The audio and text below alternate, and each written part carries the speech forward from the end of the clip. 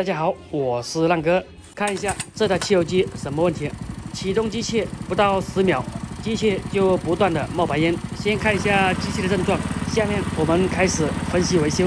把排气管拆掉，看一下还有没有烟。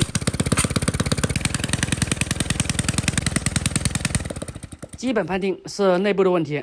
先点赞收藏，浪哥手把手教你处理汽油机冒烟的问题。这里很明显的看到有机油冲到活塞上冒白烟，也就是这个问题。很多人都会说机油加多也会冒白烟，这台机器机油可是一点都不多。拆边盖之前一定要把机油给放掉，取掉边盖所有螺丝，将边盖拿下来，取下连杆，将活塞顶出来。活塞取下来后，大家有没有发现什么问题？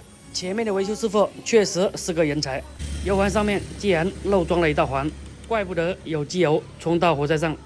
这一道油环由3片组合，现在只发现了2个。先给它换上一副新的活塞环。当我们把油环装上去以后，终于发现了前面的维修师傅为什么不把油环的3道环装完整。因为装上3道环，油环根本转不动。我们取掉一环，再转一下，让大家看一下。取掉一环，转动油环，活动空间非常灵活。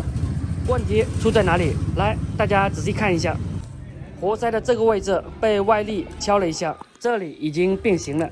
我真的很佩服前面的维修师傅，用少装环的方式来解决这个问题。换上新的活塞以及活塞环，转动油环试一下，非常灵活。问题找到后，将所有配件按原路装回。兄弟们，视频都看到这里了，动动你们发财的双手，点个小红心，加个关注，支持一下浪哥。机器全部装好后，我们来试下机。